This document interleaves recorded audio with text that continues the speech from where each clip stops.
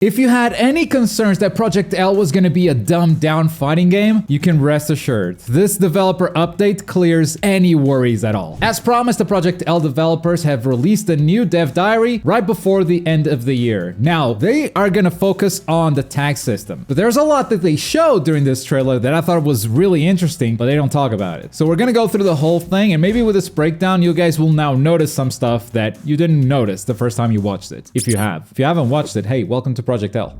Hi everyone. Hi Tom. This is Tom from the Project L team. I'm back with our second promised update this year. Our last two updates focused on the big picture. We're a free-to-play tag team fighter set in the universe of Runeterra. Yes. I know at this point you're probably itching for some details. So much. So this time we're going to send the year off right with a deep dive into some of our core systems. Core systems. But first, delicious. A quick update on Illaoi. I love core systems. We revealed Illaoi in our update last August. Back then, Illaoi was in the initial DNA phase of development. And now she's in game. Designers, narrative writers, and artists explore concepts for the character's visuals, thematics, and overall kit design. Over the past few months, the team has taken Illaoi from concept to an early playable form. There she is. Illaoi is now live in our playtests. With this early draft, I like the concept of this gameplay a lot. Every time she swings her weapon, she leaves a tentacle behind, and the tentacles seem to do different things. And also, setups. Look at that. You gotta block that. Now, I will be completely honest, seeing Illaoi in-game makes it look a little bit lower budget than the previous gameplay looked. To me, I think it's the way she returns to the neutral position. There's something missing in the animation there, but it might just be that the character isn't done yet. In fact, I think they talk about it next. What you're seeing here is about 30%. Yeah, 30% complete. Right now, the team is focused on realizing their combat fantasy. We got a concept for the character, we got a playable version for the character, but here's what's left. Meanwhile, the art team continues to work on our model, animations, sound, and yeah, so even animation needs more work. Still got a lot of work to be done, and that means it's time to talk about our big update. Which means definitely that lower budget look is definitely justified because it's a draft. It's still a work in progress. But let's get to the stuff that matters. Hey everyone. Hi. Sean Unconquerable Rivera. Nice to meet you. Game director and gameplay design lead for Project L. And I'm here to talk you through some of our core gameplay principles. I love core gameplay principles. Where you can have fun right away.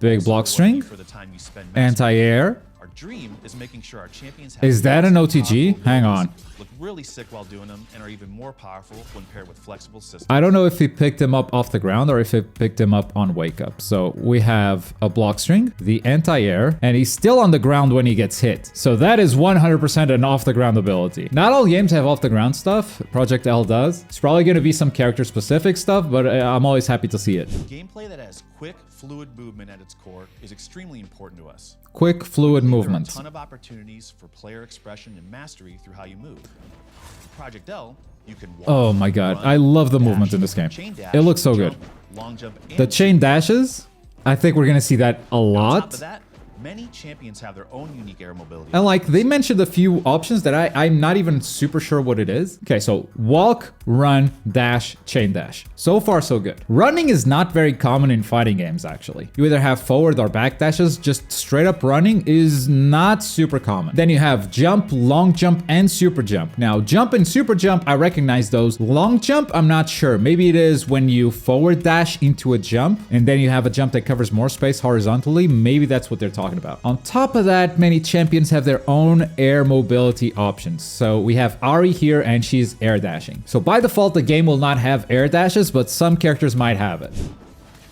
Air dash, dive, air dash, cross up attack, into full combo. Into projectiles are the setup. We also want to incentivize action. This means making sure incentivize action. Look at that wall bounce. Worth pressing. Plus, we think this makes playing and watching more exciting. Oh my, I got mixed. What was that? First of all, we have a wall bounce, which again could be a character specific thing. Maybe only some moves are going to wall bounce for you to keep your combos going. Maybe it's going to be a universal thing. We don't know. At the end of this combo, Echo here also has an off the ground ability because Jinx is knocked down and he goes for one extra attack into the projectile. That seems like Echo's basic setup to keep the pressure going. What he does afterwards though is he jumps and he has a little air hop. I'm pretty sure that's from catching the grenade. I think he doesn't really have air dashes, but he has that little air hop if he catches the grenade again. And then that looks like a low attack. I think he landed and went for a low, but I'm still not sure. I think he went for the empty jump low.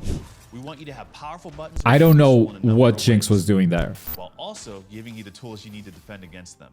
What defense? Okay, so big, clear defensive options. that is a big push block. That reward you for reading your opponent's next move. I haven't seen that many defensive options though, so I'm gonna have to rewatch this carefully. See, Jinx hopping around, that might be a parry stance, where if you attack her while she's doing that, she's just gonna parry you. She's that type of character, like the Joker, just taunting you with a walk so he can parry you because you attack him. Now, these two attacks from Jinx on Echo, they push Echo back a lot. So I'm not sure if Echo here is using some kind of defensive mechanic. He probably is, but it's pushing him back instead of pushing the opponent back. He also shines blue for a short period of time, which tells me he's probably using some sort of defensive mechanic he's talking about. And then Jinx is doing the same thing. She pushes herself off the character. So that's one defensive mechanic. I mean, they're just talking about general defensive mechanics. They didn't really explain this, but this is the kind of stuff that I thought was interesting and that we should look at here. In addition to the character pushing themselves back away from the opponent, there's also a way to push the opponent back. So right here we have Darius on Ahri, and Ahri is like, yo, get away from me. Question is, how much does this cost? Is it a free push block like Skullgirls? Is it a paid push block like BB Tag? I would bet on the second one. Maybe the free one is the one where you push yourself back, but pushing the opponent back full screen like this, I think that's gonna cost you some meter. And this is not the only BB Tag-like mechanic that I've seen in this entire trailer, but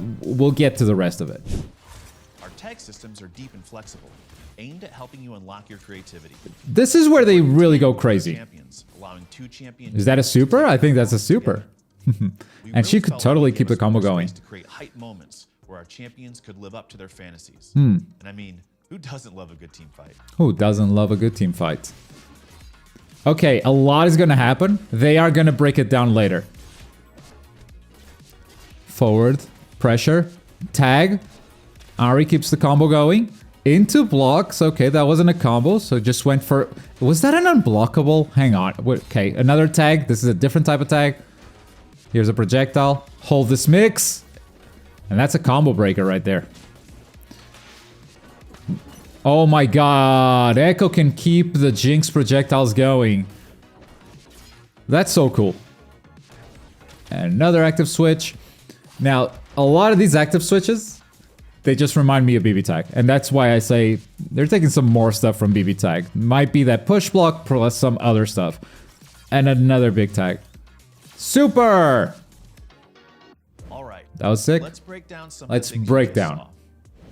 Your main champion, which we'll call your point. Point. Your assist champion can set up Into some killer assists. combos using all of our tag systems. Into tag. But for today, I want to focus on 3 of them. Assist actions, handshake tag, Handshake. and dynamic save. Okay. These names aren't locked, so they may be called something different the next time you see them. Sure thing. Assist actions are your bread and butter, and each champion Just has call a an tick they assist. perform from Okay. off screen. Simple enough. You 2 can assists per use one character. to get a charged assist. Okay. Handshake tag lets you immediately swap between your point and assist champions. So you call the assist and then tag, making them the active character on screen. Which means sandwich. Sandwich. The last tag system I want to talk about today is Dynamic Save, Project L's combo breaker.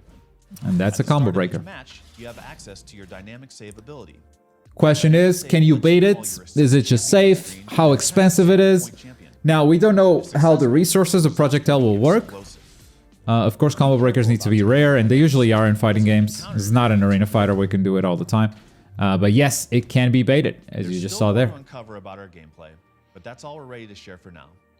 Thanks for watching, and I'll hand things back to Tom to say goodbye. I'm not done. We're gonna rewind to that fast montage that they put together. There's stuff there they didn't explain. Let's look at this combo. Darius jumps in, starts a combo with a forward dash, calls Ahri, Ahri tags, does 1, 2, 3, 4 attacks, and the 5th is blocked. What is happening here? After that attack, it seems like we have a dash cancel of sorts because look at that character shining. Not only that, Ahri goes for an unblockable attack. Might just be her throw, maybe she has a command grab, we'll see. But that forward dash is very suspicious. I don't know if that's just a part of the move, but I doubt it because that shine usually means here's a universal mechanic that that you gotta look out for. Next, we're gonna look at this Jinx combo because there's a tag system here that they did not explain. So Jinx gets in, starts the combo normally, and then on this big swing uppercut, she tags into Darius. This is not the handshake tag. This is not just calling an assist. This is not the combo breaker. This is another thing entirely. It seems like some big attacks can just give you a launcher for your assist to pick up the combo and go from there. This is gonna be huge for team synergy. Now, Ahri and Jinx here almost give us a hint of another thing, because Ahri sets up the projectiles, she dashes forward and then opens Jinx with a low into overhead. And as soon as that overhead connects into assist, Jinx is gonna call Darius for the combo break. It is so close. It is as soon as she gets hit. So she might have been mashing that button. My question is, however, can you do the combo breaker while blocking or only when you get hit? We were this close to knowing the truth, but unfortunately Jinx got hit, so she bursted out of a combo. This Jinx combo is so sick. She sets up a trap that apparently she can hit towards the opponent, and then by tagging in Echo, Echo can keep hitting that thing. And that's not just a projectile that hits the opponent, it latches onto them. It stays on their body and then explodes. So Echo with some expert movement there, dodging the Darius attack and starting his own combo. Really sick stuff. Next, we have Jinx jumping in, Darius armors through her attack, calls an assist, and that's a handshake tag just like was explained to us. But what happens afterwards is Ahri does the full combo, sets up the orbs, and that is a raw tag, which is probably the simplest way to tag another character in. You're just in neutral, you hit the assist button, tag to another character. I expected this to be in the game, but they never said anything, so I was starting to worry. But no, raw tags are totally possible too. And finally, this is maybe the sickest combo in the entire video. Jinx is gonna pressure with a low, jump over Ahri, hit her with the overhead. What are you mashing, Ahri? Call Echo for an assist and do a handshake tag. Now, Echo is gonna go into the air, wall bounce, and when he reaches the ground, he does that big uppercut attack that tags the assist right away. Just like Jinx did in the previous combo, this seems to be Echo's attack for tagging in a character. Now, keep in mind, we're still on the same combo. So it started with Jinx, tagged in for Echo, and tagged back into Jinx. Who's gonna take this combo back to the ground and finish it with a super. So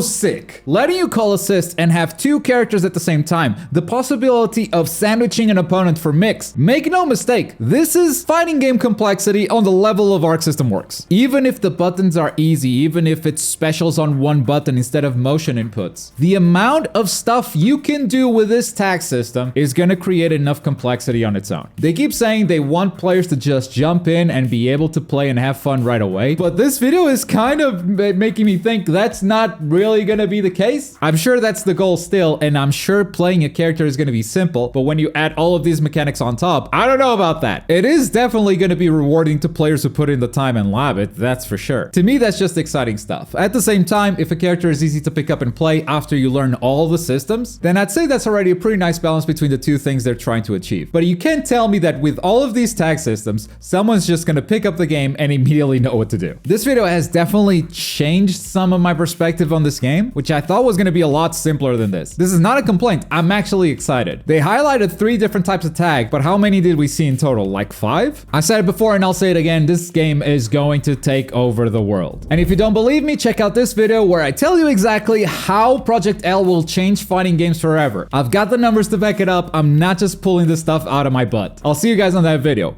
Bye!